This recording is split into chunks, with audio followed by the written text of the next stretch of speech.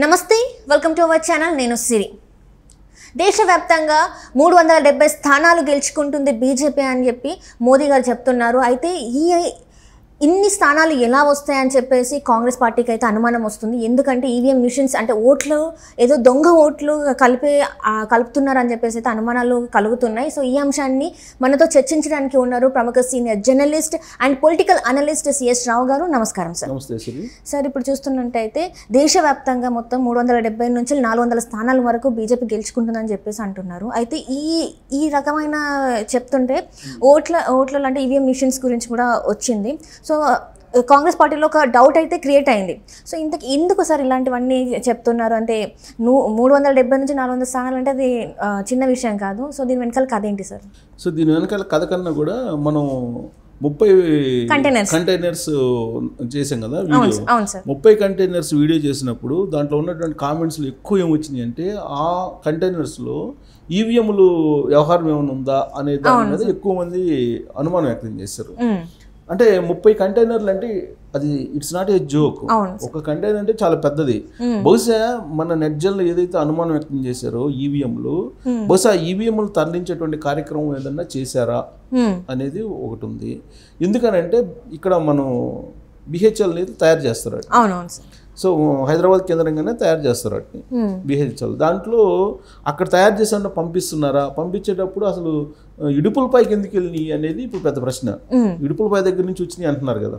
ఇప్పుడు ఆ రోజున వచ్చినటువంటి న్యూస్ లీక్ ఏంటి, ఇడుపులపై కేంద్రంగా చేసుకుని వచ్చినాయి, అది చెన్నై నుంచి వెళ్తున్నాయి అని చెప్పి అన్నారు కదా. బట్ అది ఇడుపులపై నుంచి వెళ్ళిన దాఖలాలు అయితే ఉండవు. కానీ ఇడుపులపైలో అంత కంటైనర్లు బట్టి ఈవీఎంలు అక్కడ ఎందుకు ఉంటాయి, ఉండవు. అది ఫేక్ న్యూస్ అయి ఉంటుంది అది డెఫినెట్గా. కాకపోతే ఏంటంటే డబ్బు వెళ్ళింది అనేది ఒకటి, అది కూడా ఫేక్ న్యూసే. ఎందుకంటే ఒక కంటైనర్లోనే కొన్ని లక్షల కోట్లు పడతాయి, కొన్ని వేల కోట్లు పడతాయి. 30 కంటైనర్లు అంటే చాలా పడతాయి. సో మేబీ ఈవీఎంస్ ఏమన్నా అయి ఉండొచ్చు. హైదరాబాద్ నుంచి వెళ్తూ ఒకవేళ రూట్ అదే రూట్ కాబట్టి చెన్నై రూట్ అదే కదా. హైదరాబాద్ నుంచి చెన్నై అంటే కర్నూలు కడప మీదకి వెళ్ళాలి. సో బహుశా అక్కడ ఏమైనా ఆ కంటైనర్ 30 కంటైనర్లు ఈవీఎంలకు సంబంధించిన ఏమైనా వెళ్తుంటే అనుమానించి దాన్ని పోలీసులు వదిలిపెట్టారేమో అనేది ఒకటి. అసలు ఈవీఎంలు ఒకవేళ కంటైనర్ వెళ్తూ అసలు ఇడుపులపై అనేది ఎందుకు వీళ్ళు మీడియా వాళ్ళు తీసుకొచ్చారు అనేది అర్థం కావట్లా. అంటే ఏమన్నా రీప్లేస్ చేశారా అనేది ఇంకొక అనుమానం.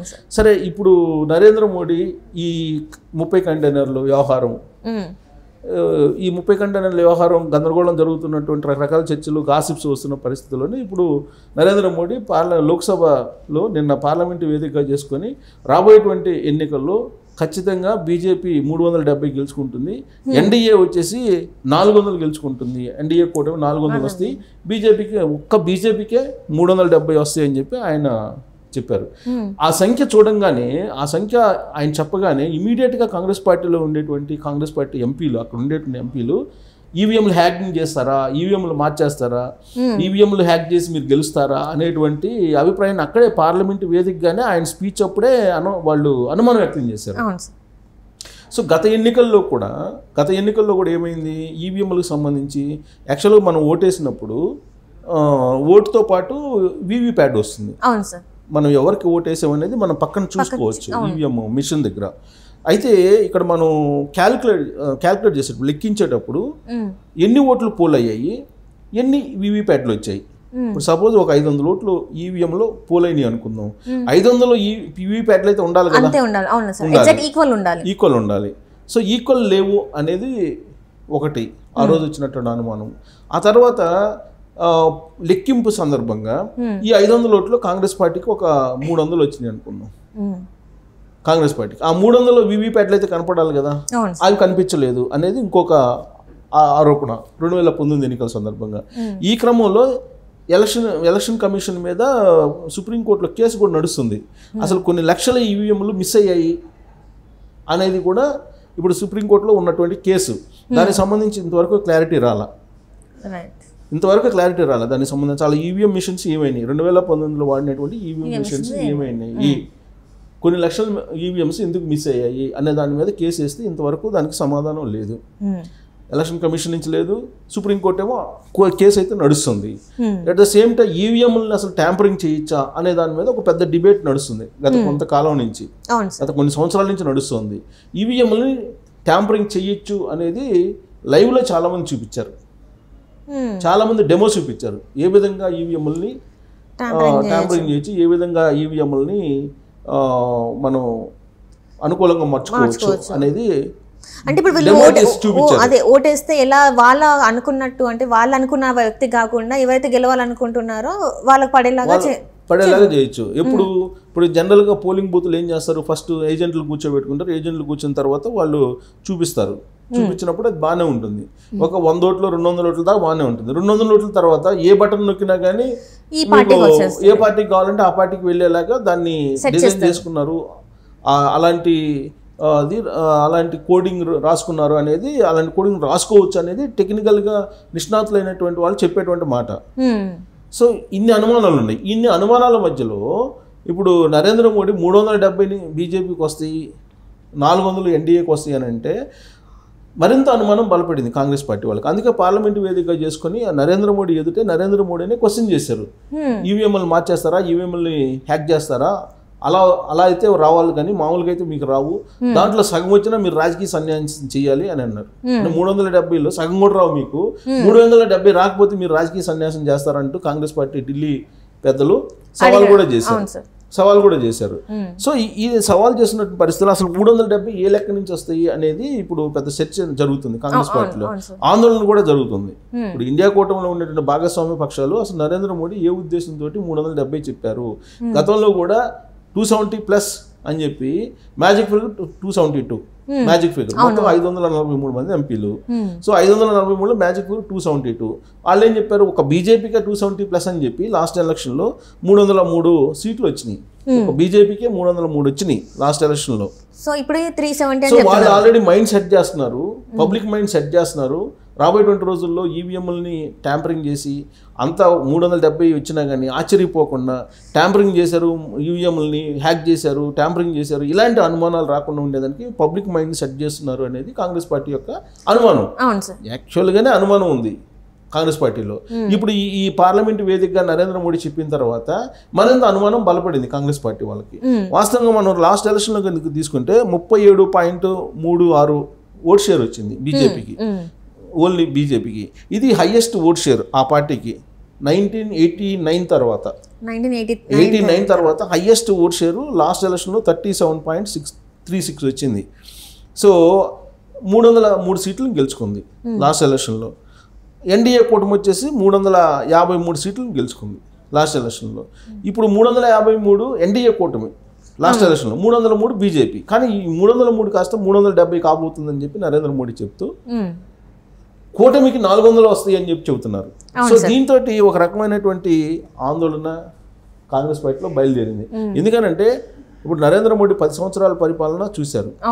ఆయన చేసినటువంటి కొన్ని నోట్ల రద్దు కానీ, జిఎస్టీ కానీ, రకరకాలు 370 కానీ, ఇవన్నీ ఏంటంటే పాజిటివ్ అని చెప్పి ఆయన అనుకుంటున్నారు. ఇప్పుడు తలాక్ రద్దు చేయటం కానీ, సో ఇవన్నీ కూడా కొన్ని సంచలన నిర్ణయాలు, ఇవన్నీ కలిసి వస్తాయి అని చెప్పేసి నరేంద్ర మోడీ బీజేపీ భావిస్తూ 370 టార్గెట్గా పెట్టుకుని వాళ్ళు మాట్లాడుతున్నారు. కానీ అక్కడ మణిపూర్ లాంటి సంఘటనలు, గర్వాప్సీ లాంటివి, లేదంటే అవార్డు వాప్సీ లాంటి సంఘటనలు, అసహనం, ఇవన్నీ ఉన్నాయి కాబట్టి నరేంద్ర మోడీ దాంట్లో సగం కూడా గెలుచుకోలేరు అనేది కాంగ్రెస్ పార్టీ చెప్తుంది. ఒకవేళ ఆయన చెప్పినట్టు 370 కనుక వస్తే డెఫినెట్గా ఈవీఎంలు హ్యాక్ చేసినట్టాను, ఈవీఎంలు మార్చేసినట్టాను అని చెప్పి కాంగ్రెస్ వాళ్ళు అనుమానం వ్యక్తం చేస్తున్నారు. అనుమానం బలపడింది. ఇప్పుడు అనుమానమే కాదు, ఆందోళన కూడా మొదలైంది. సో ఇప్పుడు వాళ్ళ డిమాండ్ ఏంటి, అసలు బ్యాలెట్ పేపర్ల ద్వారా ఎలక్షన్ పెట్టండి,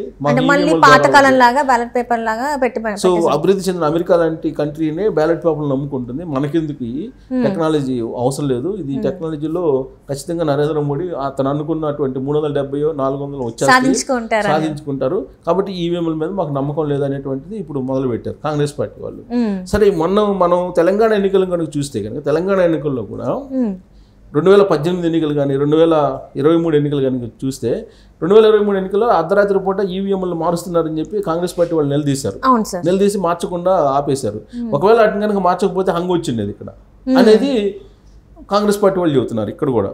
ఇది ఒకవేళ ఆ రోజు రాత్రి ఈ రేవంత్ రెడ్డి టీం కనుక అలర్ట్గా లేకపోతే మార్చేసేటువంటి రీప్లేస్ చేసేటువంటి ప్రయత్నం కూడా చేశారు అనేది. 2018లో కూడా రకరకాల దొంగ ఓట్లు కానీ లేదంటే రీప్లేస్ కానీ జరిగినాయి అనేది ఆరోపణలు అప్పుడు కాంగ్రెస్ పార్టీ కూడా చేయటం జరిగింది. సో ఈవీఎంల మీద నమ్మకం అయితే లేదు. ఇప్పుడు నరేంద్ర మోడీ చెప్పినటువంటి ఆయనేమో రాబోయే 10 సంవత్సరాలకి ఒక పెద్ద వ్యవస్థని మొత్తం భారతదేశాన్ని ప్రపంచంలోనే నంబర్ 1గా తీర్చిదిద్దాలి, అందుకే నేను ఈసారి గెలవబోతున్నాను, మళ్ళీ హ్యాట్రిక్ సాధిస్తానని చెప్పి ఆయన అంటుంటే ఆయన మాటలు వీళ్ళకి ఆందోళన కలిగిస్తున్నాయి. దాదాపు గంటన్నర సేపు ఆయన రాజకీయ ప్రసంగం చేశారు పార్లమెంటు వేదిక. వాస్తవంగా విధానపరమైన అంశాల మీద ప్రసంగం చేయాలి. నరేంద్ర మోడీ ప్రధానమంత్రి హోదాలో ఆయన మొత్తం రాజకీయ ప్రసంగం చేసి ఇందిరాగాంధీ, నెహ్రూ వీళ్ళ గురించి మాట్లాడుతూ కాంగ్రెస్ పార్టీని రాజకీయంగా ఆయన ఒక రకంగా దాడి చేశారు. ప్రధానమంత్రి హోదాలో రాజకీయంగా అంత దాడి చేయాల్సిన అవసరం లేదు. పార్లమెంటు వేదికగా విధానపరమైన అంశాల మీద చర్చించాలి. అసలు కాంగ్రెస్ ఏమనుకుంది, మణిపూర్ లాంటి సంఘటనల మీద చర్చిస్తారేమో అనుకుంది. మణిపూర్లో అట్టుడిగిపోతుంది. కేరళలో కూడా అలాంటి పరిస్థితి వస్తుందని చెప్పి ఆందోళన చెందుతుంది. సో ఇలాంటి పరిస్థితుల్లో మణిపూర్ సంఘటన అలాంటివి కాకుండా ఇలాంటివి చర్చించడం అనేది, ఇలాంటి రాజకీయపరమైనటువంటి ప్రచారాన్ని పార్లమెంటు వేదికగానే ఆయన మొదలుపెట్టాడు నరేంద్ర మోడీ. దాన్ని నిరసిస్తుంది కాంగ్రెస్ పార్టీ, ప్లస్ అనుమానిస్తుంది ఈవీఎంల మీద. దానికి తగ్గట్టు ఈ 30 కంటైనర్ల వ్యవహారం ఏంటి అనేది కూడా ఇప్పుడు అందరికి అదే డౌట్ ఉంది సార్. ఎక్కడైతే ఇప్పుడు 30 కంటైనర్స్ అంటే అవేం చిన్నగా ఉండవు అండ్ మళ్ళీ మాయమైపోయాయని కూడా చెప్తున్నారు. సో అందులో ఇవే మిషన్స్ ఉన్నాయి కాబట్టి మాయమైపోవడానికి ఈజీగా అయిపోయింది, దాచిపెట్టడానికి ఈజీ అయిపోయింది, మనీ అయితే కాదని చెప్పేసి వాళ్ళు అంటున్నారు. మనీకి ఆస్కారం లేదని చెప్పేసి అంటున్నారు. సో మొత్తం మీద కడప, ఇడుపులపాయ, ఈవీఎంలు ఇట్లా రకరకాలుగా కంటైనర్ల చుట్టూ తిరుగుతున్నటువంటి వ్యవహారం నరేంద్ర మోడీ 370, 400 అనేటువంటి టార్గెట్కి లింక్ అవుతుంది.